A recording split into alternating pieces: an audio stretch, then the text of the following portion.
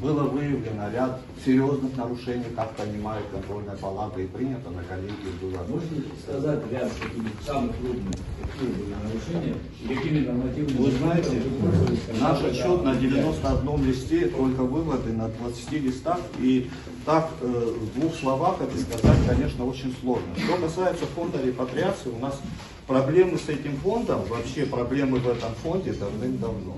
Нецелевое использование бюджетных средств, в первую очередь.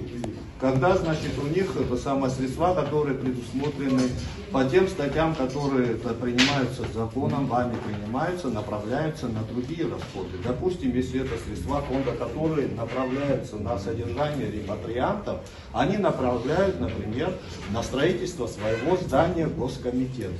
Это нецелевое использование бюджетных средств. В прописано, что делать с людьми, которые нецелевое. Оно прописано, да. Чему оно приравнивается? Да.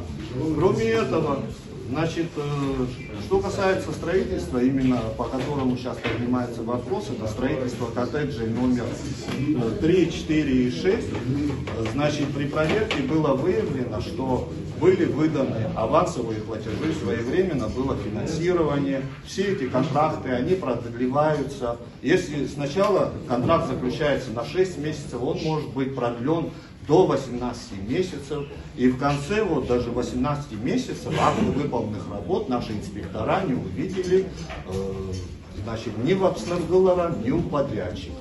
Продлеваются регулярно, работы не выполнены, актов нет.